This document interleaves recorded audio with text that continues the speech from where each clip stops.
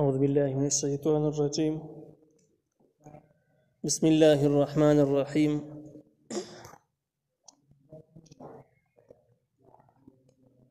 وأنكحوا الأيام منكم والصالحين من عبادكم وإمائكم.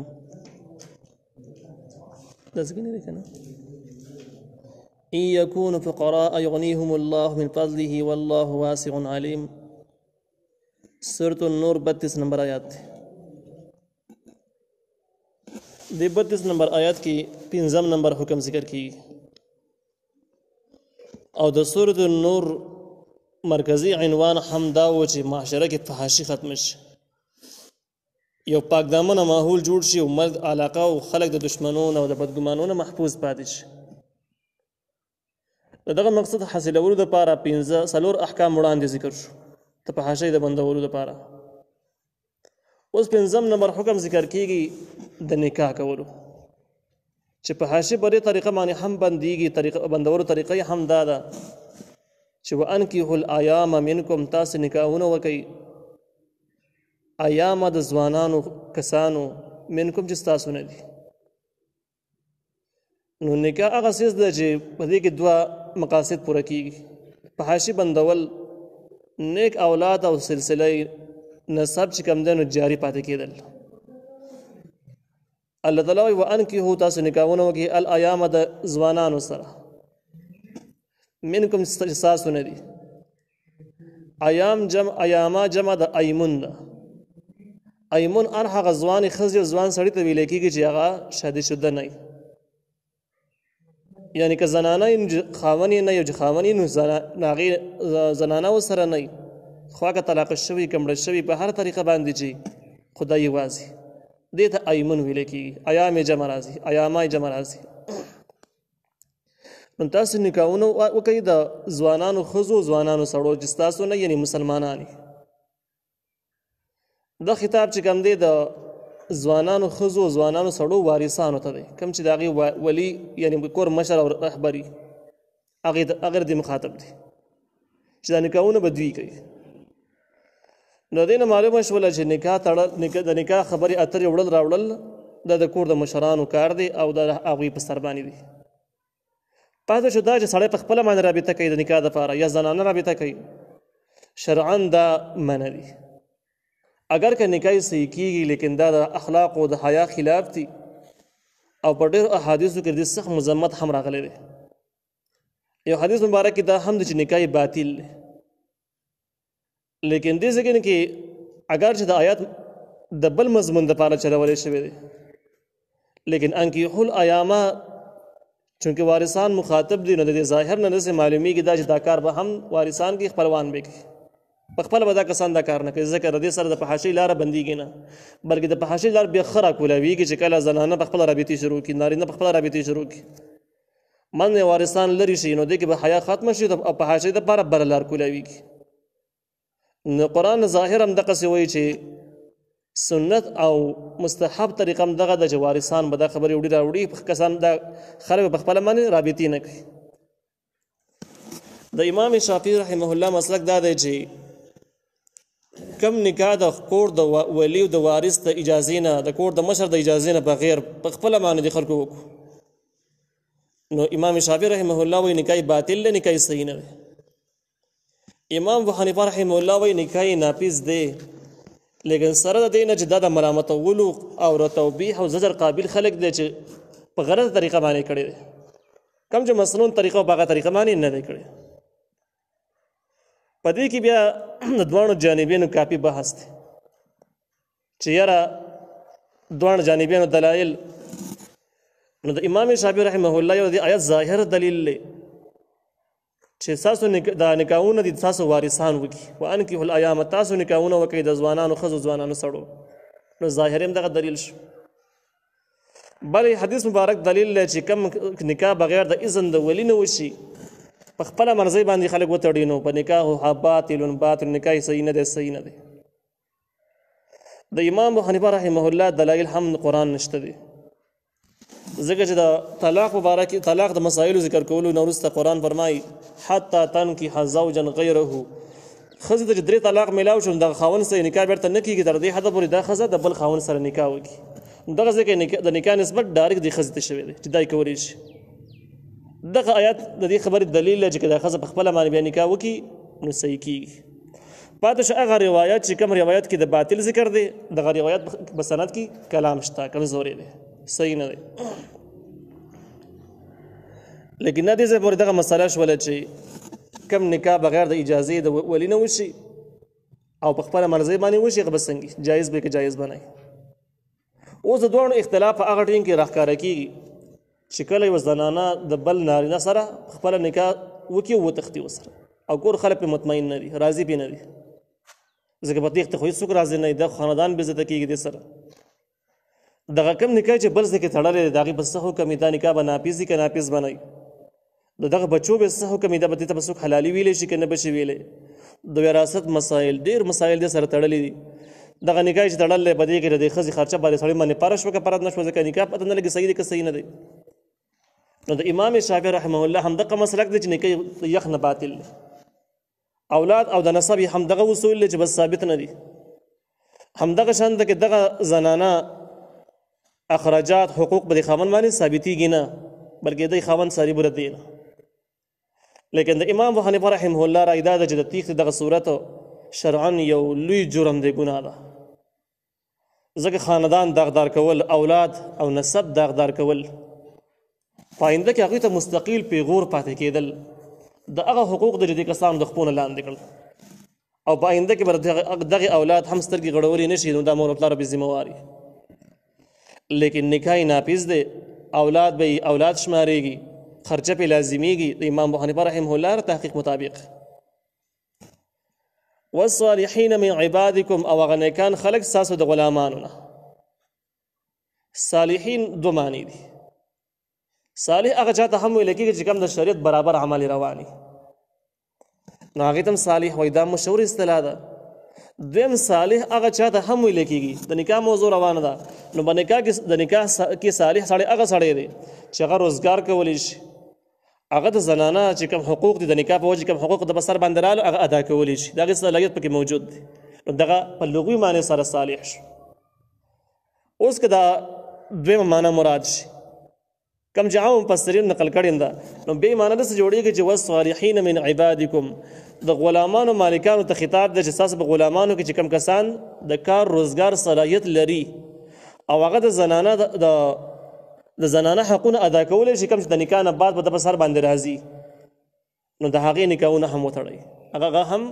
هغې له اجازه ورکړئ چې ځان له نکاح وکړي. ځکه د غلامانو نکاح بغیر د مالک د اجازې نه نافظېږي نه،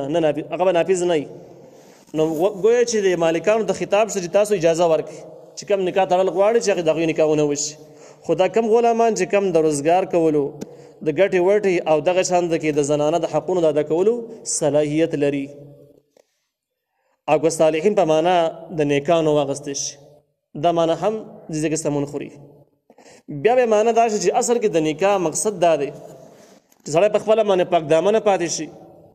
ګناهونو کې اخته نه شي، د تهمتونو نه محفوظ پاتې شي، معاشره کې بدنام نه شي، او صالح نیک اولاد یې نصیب شي چې روانو وختونو کې دغه دین خدمت کوي. او دغه مقاصد اله حاصلېږي چې کله د غلامان په خپله باندې دیندار وي. چې کله غلامان دینداره نه وي، بیا به صالح اولاد د کوم ځای نه راځي، او بیا به د دې خبرې مطلب څنګه ښکاره کېږي چې د نکاح مقصد دا دی سړی پاک دامنه پاتې شي، خو د مخکې نه ګمراهه دی، بد عمله دی. نو په دې وجه باندې بیا همدغه مقصودي مضمون دغه شو چې په اسلام کې د نیکانو خلکو نکاحونه زیات اهمیت ورته پکار دی چې د هغې اولاد نیکي او معاشره پاکه صفا ثابته شي. نو د دې په مناسبت باندې ځینې خلک داسې دي چې هغوی په دغه باندې اعتراضات کوي، علماو باندې. یو ځای کې موږ نو هلته کې د منصوبه بندۍ بحث روان و، چېرته د منصوبه بندي جایز ده که ناجایز ده. خلک خپل منځ کې ناست و ګاډي کې، موږ هم ناست یو 3 کسان. نو کسانو په دې دلایل ول چې د منصوبه بندۍ په دفتر کې ورتي وو، چېرې منصوبه بندي یو ضروري شی دی، او که دا خلک ډېر شي دا به خوري څه او دا به چېرته کښېني او چېرته به اوسېږي، او داسې په دې موضوع روان و. موږ خو پکې څه کار نه لارو، خو مخکې لاړو نو ملا ته خبره ورسېده، ملا باندې ګپ شروع کړو چې مولیان دې ته حرام وایي او دې ته حرام وایي ناجایز وایي، نو مولا د اقتصاد نه څه خبر دی او د معاشرې نه څه خبر دی، په دې موضوع باندې بیا مخکې روان شو او ډېر زیات کچې ته وزن ورسوه. موږ سره یو مولانا ناست و، هغه ډېر چالاک او هوښیار سړی و. هغه ورته وویل چې اشنایانو خفه نه شئ، ستاسو خبره په خپل ځای ټیک ده چې منصوبندي هم پکار ده، او د مولیانو خبره هم ټیک ده چې نه ده پکار، خو د دې منځ کې تاسو یو بل په خبره باندې ځان پوه کړی نه دی. ټولو کتابونو لیکلي ده چې په اسلام کې معتبر نکاح اهمیت والا نکاح هغه ده چې صالحینو نیکانو خلکو نکاح چې اولاد یې نیک وشي او معاشره چې کوم دی نو د یو اصلاح سره مخامخ شي، د ګناهونو او د ظلمونو او جرایمو مخنیوي د نیکان خلک وکړي، دغه نیکان اولاد د جرایمو مخنیوي وکړي. نو علما چې وایي چې منصوبندي حرام ده، چا دپاره حرامه ده؟ نیکانو خلکو دپاره حرامه ده چې نیکان اولاد معاشرې ته راشي، د مخه ونیوی شي. او منصوبندي ضروري ده چا دپاره؟ داسې فاسقانو پاجرانو دپاره دغه شان اولاد راوړي او دغه شان خبرې بیا معاشره کې کوي. د دین هم دشمنان دي، د علماو هم دشمنان دي، هېڅ پیدې نه دي، مقاصد یې صرف دا یې چې ځمکه ډېره شي، پیسه ډېره شي، چېرته به کښېني چېرته به نه کښېني، چې دغه سوچي نو داسې خلک په معاشره کې چې کم شي نو صحیح ده چې ډېر نه شي. به هر حال باندې نو صالحین کې دغه دواړه معنی سمون خوري، یا دا چې نیکانو خلکو کم غلامان چې نیکان نکاحونه وکړي چې اولاد دینداره شي او په خپله باندې نور پاک دامنه پاتې شي، یا دا هغه غلامانو نکاحونو اجازه ورکوي چې کم غلامان د کار روزګار صلاحیتونه لري چې خپل ښځې او بچي بیا ساتلی شي او محنت مزدوري ولا کولی شي، دغه ځای پکې د صلاحیت پکې موجود وي. من عبادکم د غلامانو ستاسو نه، و ایمائکم او وینځې ستاسو غلامان او ستاسو وینځې چې کوم نیکان دي هغې ته د نکاحونو اجازه ورکړي. د اجازه ټکی په کوم ځای کې دی؟ وانکې هو تاسو نکاحونه وکړئ، د دې لفظي معنی داسې ده چې نکاحونه وکړئ د نیکانو غلامان ستاسو او نیکانو وینځ ستاسو. لیکن په دې مسله باندې اتفاق دی چې غلامانو نکاح کول په مالکانو باندې نشته دی. ضروري نه ده چې مالک باندې فرض نه دی چې دا د غلامانو نکاحونه وتړي، دا د حکم د وجوب دپاره نه دی، د فرضیت دپاره نه دی، بلکې دا د اباحت او جواز دپاره د ترغیب دی چې کم غلامان په خپله مرضۍ باندې نکاحونو مطالبه کوي چې موږ نکاح کوو، کم وینځي کم غلامان، نو مالکانو د خطاب دی تاسو اجازه ورکړي، ځکه اسلام د ښې معاشري ترغیب ورکوي چې د هېڅ چا ژوند په خطره کې نه وي، د هېڅ چا ته د ژوند مشکلات نه وي، هر سړی د خپل ژوند سهولیات او خپل طبعي جذبات د جایز حده پورې هغه ترې هغه میلاو شي، د مخه دې نه نیوی کېږي. نو په دې وجه باندې غلامانو ته اجازه میلاو شي، هغوی د نکاحونه کوي، نو تاسو مخه مه نیسئ. ان یکونوا فقراء یغنیهم الله من فضله، کوي دغه کسان غریبانان، څوک چې نکاح کول غواړي دغه نارینه غریبانان یغنیهم الله، نو الله تعالی به مالداره کړي من فضله د خپل فضل نه. دا د یو سوال جواب دی. سوال داسې ولاړېږي چې نیکان خلک معاشرې ته راوصل دا خو ټیک کار دی، نکاحونه صحیح دي، لیکن که هغوی غریبانان نو آیا د هغوی غربت د نکاح دپاره رکاوټ جوړېدی شي که نه شي جوړېدی؟ او آیا غربت د غربت والا خلکو ته سره رشتې کول جایز دي که جایز نه دي؟ نو دې ذکر کې جواب وشو چې کله دا صالحین دي کار روزګار کولی شي او دغه شان ده کې دوی په دین او شریعت باندې پابند دي، د اسلامي اصولو پابند ژوند تېروي، نو که دا کسان غریبانان همي یغنیهم الله من فضله، الله تعالی به مالداره کوي. الله تعالی ورسره وعده شوه، خو وعده له کومو خلکو سره وعده شوه چې کومو خلکو تفسیري مزاري ذکر کړل چې د وعدې دوه شرایط دي. مالداره کېږي به اله چې د ده د نکاح مقصد صرف دا وي چې زه په خپله پاک دامن پاتې شم، معاشرې ته یو نیک انسانان میدان ته شي، یو نیک اولاد پیدا شي. په دې نه چې څوک هم پیسې ګټي او د نکاح دپاره محنت کوي، الله تعالی به خامخا د سره مرسته کوي او دا به مالداره کېږي، د نکاح تمام ضرورتونه او حاجتونه به الله تعالی پوره کوي دغه شرایطو سره. یو بل حدیث مبارک کې کوم چې مسند احمد ذکر کړی دی په هغې کې داسې دي چې کله انسان مزدوري کوي او محنت کوي نو درې قسمه خلکو سره د الله تعالی ډېر زیات امدادي او الله تعالی خامخا دوی مالداره کوي. یو هغه کس چې کوم مکاتب دی، غلام دی، مالک به سره خبره کړې ده چې یاره دومره پیسې راکړه زه به دې پرېږدم آزاد به شي، او دا سړی دینداره دی، ده سره به الله تعالی پوره مرسته کوي او دله به الله پیسې په لاس ورولي. او دویم کس یې پکې دا ذکر کړی دی چې کوم کس نکاح دپاره پیسې برابروي، خرچه برابروي، وسایل برابروي، او نیت یې همدغه دی چې په خپله باندې پاک دامنه او معاشره کې د هغې نه وروسته نیک اولاد الله تعالی نصیب کړي، الله تعالی به خامخا د سره مرسته کوي. نو یغنیهم الله من فضله، الله تعالی به مالداره کوي د خپل فضل نه، خپل فضل نه به الله تعالی دا مالداره کوي. والله واسع علیم، الله تعالی پراخه علم والا دی، پراخي راوستونکی او علم والا دی. نو واسعون دې سره تعلق چې غربت عذر نشي کېدی او عالم الله تعالی پوهه د خپل علم مطابق تاسو احکام واورول که فرض کدي د الله تعالی نشي مالدار کولای پیسې نه ورکولې نو بیا به تاسو ته ویلې چې غریبانو سره قطعا نشته ونه کوي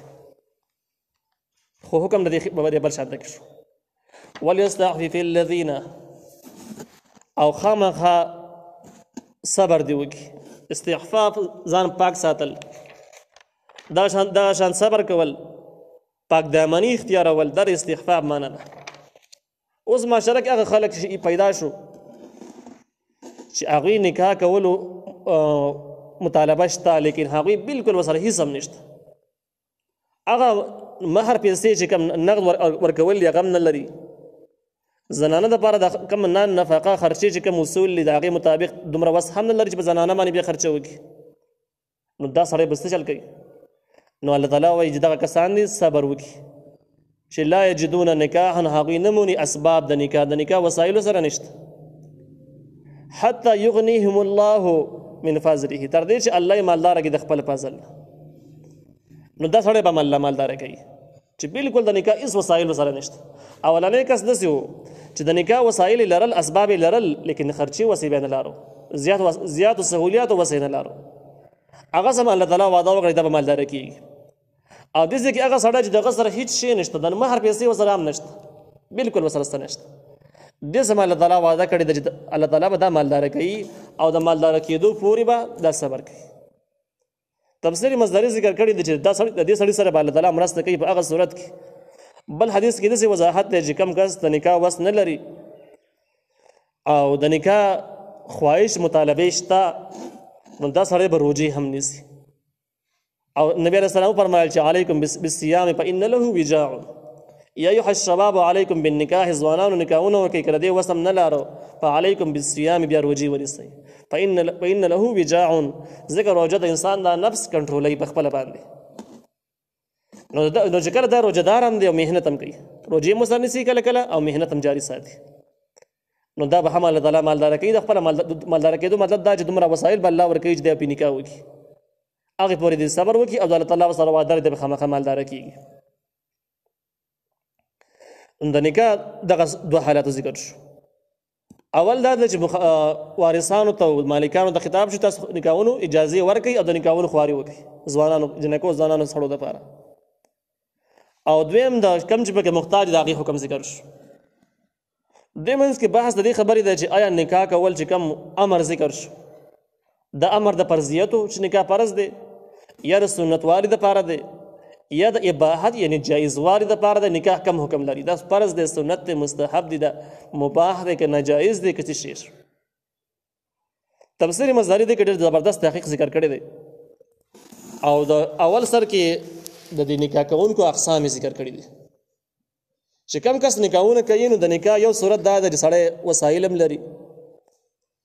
او دا سړی د زنانه پوره حقونه ادا کولی شي کمزوري پکې نشته دی پیسه ورسره ډېره ده او د سره که دا نکاح نه کوي نو امکان شته چې په ګناهونو کې اخته شي امکانات شته اگر چې په الحال پکې اخته نه دی خو امکانات لري نفس د په کنټرول کې دومره زیات نه دی که بد معاشرې ته داخل شي د ګناهګارېدو امکان شته په دې صورت کې نکاح کول فرض عین دي بدې کې د وقاف رضی الله عنه هغه واقعه هم مشهوره ده کوم چې مسند احمد دا هم نقل کړی ده چې نبی کریم صلی الله علیه وسلم تو فرمایل چې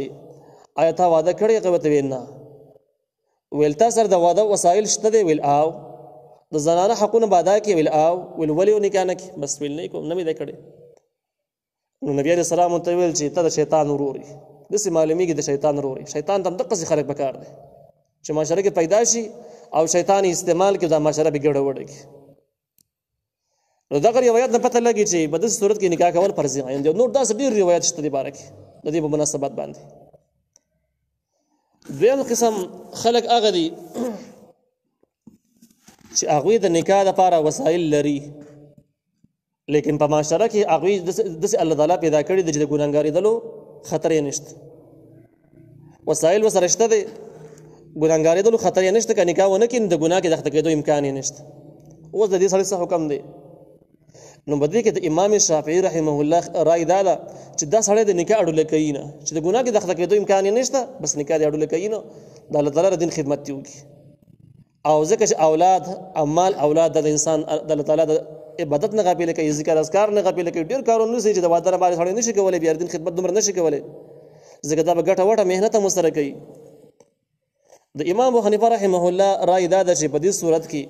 چې د ګناهګارېدو امکان یې نشته او وسایل لري دله بهتره دا ده چې دا بیا هم نکاح وکړي د دواړو اختلاف اصل کې بنیاد دې ځکه نه شروع کېږي چې نکاح کول دا اصل کې څه شی دی امام شافعي رحمه الله وایي چې دا یو عام مباح شیز دی او د انسان ضرورت دی لکه انسان ته د خوراک ضرورت دی د اوبو ضرورت دی د بل څه ضرورت دی دا عادات دي ضروريات دي لیکن دا عبادات نه دي نو نکاح هم دغه شان دغه شی دی او کوم شیزونه چې په خپل باندې عبادات نه دي نو که خنت باندې دغه شیزونه استعمالي لکه سړی په دینت باندې خوراک کوي چې ما وجود کې طاقت راشي او ذکر اذکار ډېر وکم مونږ وکم تلاوت وکم عبادت وکم نور کارونه وکم نو خوراک به ثواب ملایويږي خو دغه نیت سره نو کړي ثواب نه ملایويږي ځکه په خپل د عبادت نه دي دغه شان د کې د امام شافعي رحمه الله رائے دا چې نکاح په خپل باندې څه شی دی نه عبادت دی نه عبادت کې داخل نه دی البته که بخنت باندې کې به عبادت کې راځي چې نیک اولاد راشي او د ګناہوں محفوظ شم اوس دا سړی خو د ګناہوں محفوظ دی په ګناه کې نه اخته کیږي پاتې شو اولاد نو اولاد خبره ورسته ده او د دې بس چې سړی تلاوت وکړي ذکر اذکار عبادت وکړي قربانیان دین لپاره ورکړي نو وایدا بهتره معلومیږي امام شافعي رحمه الله وایي امام ابو حنیفه رحمه الله وایي نه نکاح د نور مباحات په شان کې مباح نه دی لکه څنګه چې خوراک دی ځکه نکاح د نبی کریم صلی الله علیه وسلم د ټول سنت پیغمبرانو سنت ویلي دي خپل سنت یې وته ویلي نو گویا چې دا د انسان د ژوند ضرورت هم دی لیکن ضرورت سره سم در پیغمبرانو سنت دی په خپل باندې عبادت هم شو عبادت هغه حکم پکې راغی نو دې صورت کې هم د اسکا سره نکاح کول زیات بهتر او راجح دي او په دې مسله باندې بیا هم اتفاق دی چې کله انسان د واده نه وروسته غالب امکان دی چې د زنانه حقونه پروا ونه کړي ظلمونه وحشتونه به وهل ټکول به زنانه ته به خرچه نه پوره کیږي او د نورو ګناہوں کې به نور طریقه باندې ګناہوں اخته کېدو کې به امکانات پیدا شي غلاګانې اجرتي قتلونه داسې نور ظلمونه وحشتونه نو په دې صورت کې هم نکاح کول بیا حرام دي دا دقیق تفسیر مزاری ذکر کړی دی به د نکاح نه کوي چې دومره جرایم ته بیا رسیږي اول سر کې جوړول نکاح کوي اول د خپل صلاحیت ته وګوري چې زه د زنانه حقونه ادا کولای شم کنه شم کولای او زما اخلاق انسانیت څومره لیول باندې دي دغه شان د جایز او مناسب ذرایو نه دغه خرچه برابرول شم کنه شم برابرول نو که غالب امکان دا و چې نشي نو بس نکاح دی بل اړول کینه او نکاح کول بیا حرام دي نکاح به نافذ دي لیکن د نکاح کول به ثواب نه ملويږي دا به تیرې د وبال سبب جوړيږي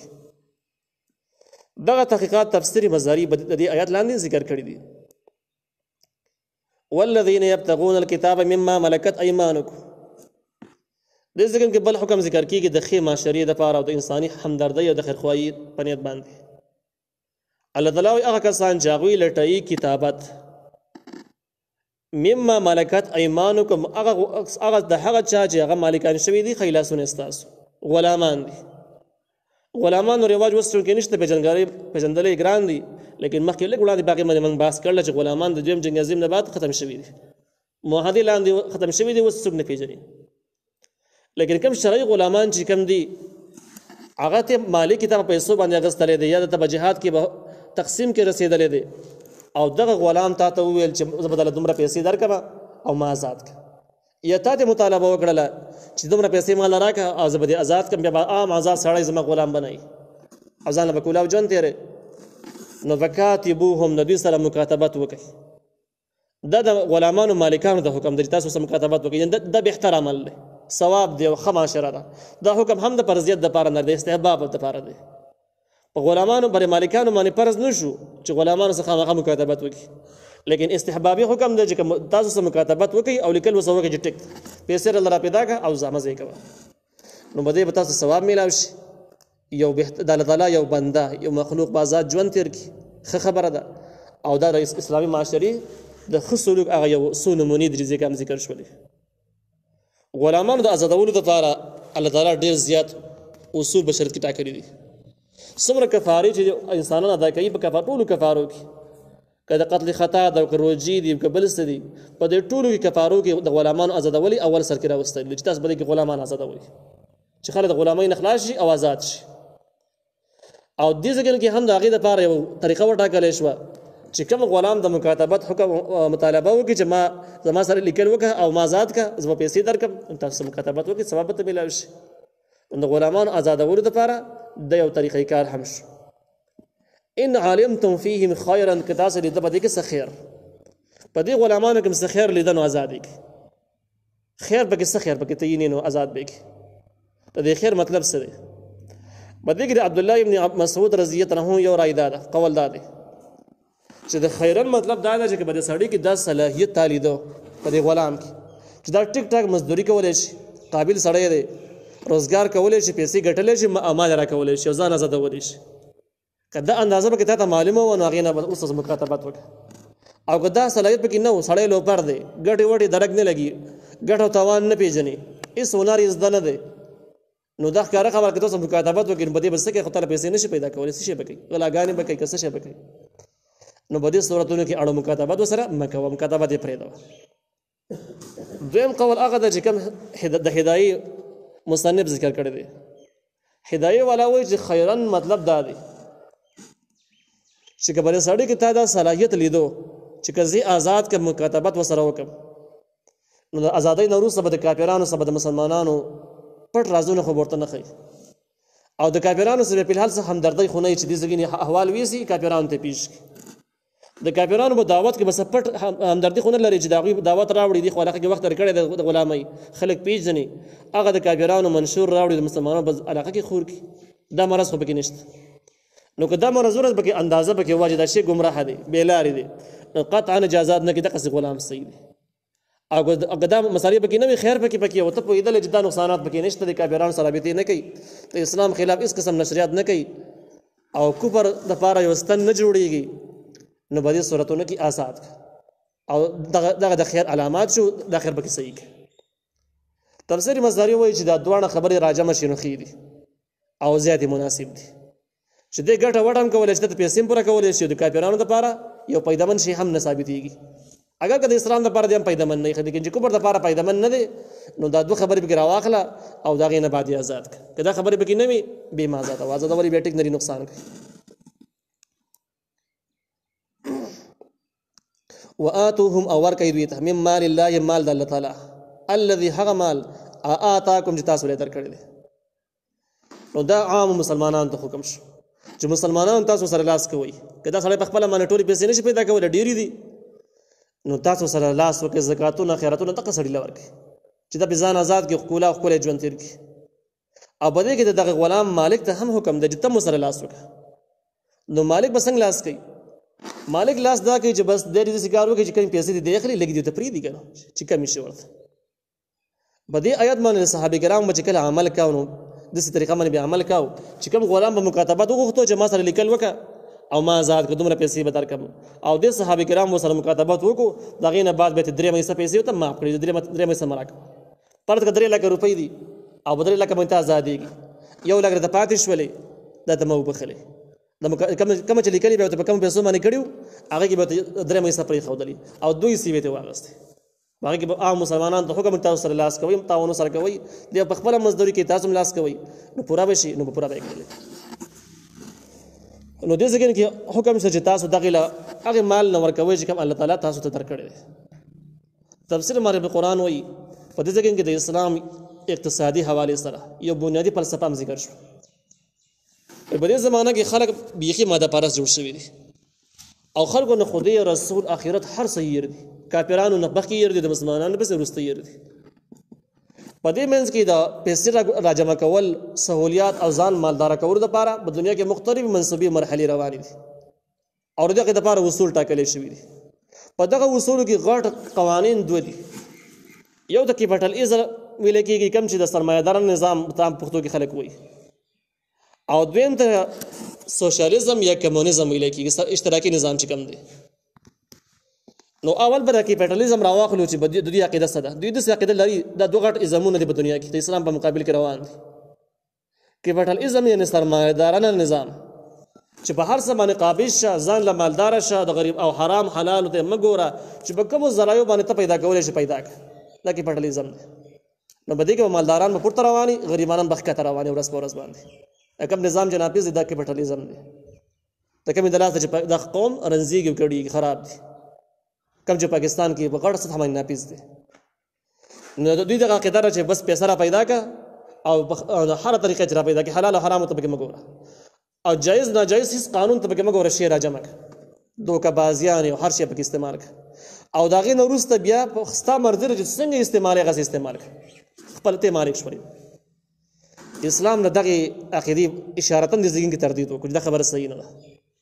اول خو تا ته وایي چې دا مال چې کوم دی نو دا د الله تعالی دی، د دې خالق الله تعالی دی، د الله تعالی نظام به پکې مني. اول سر کې اشاره داسې شوله چې وآتوهم من مال الله الذي آتاکم، دوی ته د هغې مال نه ورکوئ چې الله تعالی تاسو له درکړی دی. نو پته ولګېدله چې دا مال الله درکړی دی، ستا خپل مال نه دی. تصرف یې تاسو تعالی درکړی دی، د تصرف خپل حد دی او پول اختیارمن ته په ګټلو کې هم نه، پول اختیارمن ته په خرج کولو کې هم نه، لکه څنګه چې د کیپټالیزم اصول دي. دویم اصول چې کوم دی هغه اشتراکي نظام یا کمونیزم دی. د دغه کمونیزم اصول دا دی چې په دنیا کې چې کوم څه پراته دي، کوم څه تاسو یې نه، که اوبه دي، که هوا ده، ځمکه د خوراکونه دي، هر شی چې دی په دې کې هر انسان شریک دی. اشتراکي نظام دی، هر شی زموږ شریک دی. خو بیا دغه مشترک دغه څیزونه به موږ مشترک استعمالوو، هر شی به مشترک به استعمالوو. په هغې کې د پیسې نه راواله د ځمکې پورې، د ځمکې نه راواله د زنانو پورې د دوی اصول دی. دا هم کافران دي او دا باطل عقیده ده. دا عقیده هم صحیح نه ده، دا غلط عقیده ده. او دې ځکه کې اسلام اصول ښودل چې کوم څه الله پیدا کړی دی خالق الله تعالی دی او د کوم څه تاسو سره دي د الله تعالی درکړي دي، تاسو خپل د دې خالقان مالکان قابضین نه. لیکن داسې هم نه ده چې تی بیخي مالک نه، لکه څنګه چې اشتراکي نظام دی داسې هم نه ده، بلکې الله تعالی تاسو له درکړلی. او وآتوهم تاسو ورکړئ دوی ته من مال الله الذي آتاکم، د هغې مال نه چې الله تاسو له درکړلی. نو معلومېږي دا چې تاسو د خپلو مالونو ډېره حده پورې اختیارات الله درکړي، تاسو پرې قابضین یې، مالکان یې. داسې نو اولنی هغه د کیپټالیزم نظام ورته کې خبره هم نه شوله، هغه رد شوه. هغه وایي چې قبضه نشته دی، یو شی ته مالک کېدی نه شي، ته به جیب کې ستونه پیسې ته مالک نه، هغه ستا په جیب کې دي، دا شریک دي، هر انسان پکې حصه ده. کوم کور کې چې اوسېږي دې کې د هر انسان حصه ده، دوی وایي هر انسان پکې ورننوتی شي، داخلېدی شي.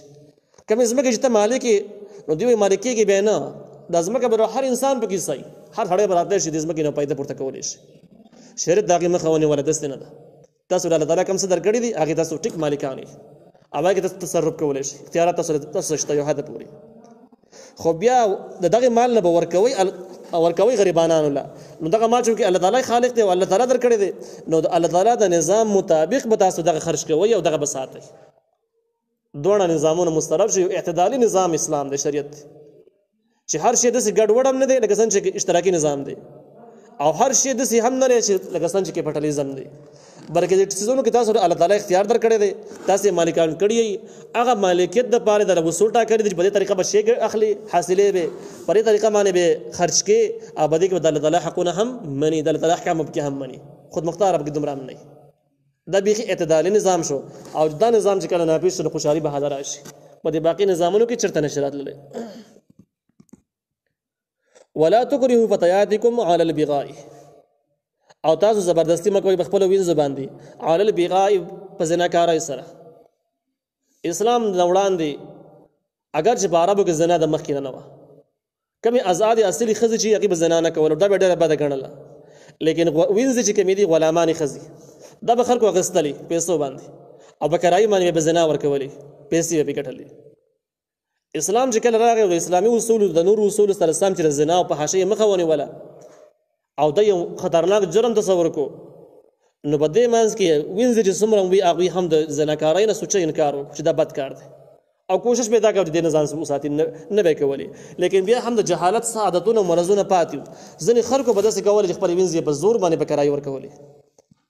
نو د شریعت د هغې هم مخه ونیوله، او دا حکم په خصوصیت سره جدا ځان لږ بیا ذکر کړو چې خپلې وینځې چې کوم دي په زناکارۍ باندې مه مجبروئ. ان اردنا تحسنا چې هغوی اراده لري، اگر چې هغې اراده لري د پاک دامنۍ او تاسو بیا هم زناکاري کوئ، نو په دې وجه به دا کار مه کوئ، دا ډېر د شرم او سپکوالي کار دی. لتبتغوا عرض الحیات الدنیا، چې تاسو ولټوئ سامانونه د ژوند د دنیا، پیسې به وګټئ، نو دا کار مه کوئ. او وینځو ته هم تسری ورکړه چې په کوم وینځو باندې په زبردستۍ داسې شوي ده نو من یکرههن هغه چا باندې چې زبردستي وکړه په دې وینځو باندې اسلام یې مخه نیول د زناکارۍ وینځې په دې باندې قایل نه دي خلک ورسره زیاتې ظلم په زور باندې کوي نو فإن الله من بعد إكراههن غفور رحيم یقینا الله تعالی ورسته د زبردستۍ دغه ښځو نه چې په دې باندې زبردستي شوې ده غفور رحیم بخون کې رحم کوونکی دی الله تعالی د بخي او رحم به کوي دا یعنی په دې حال کې ګناهګار مجرمین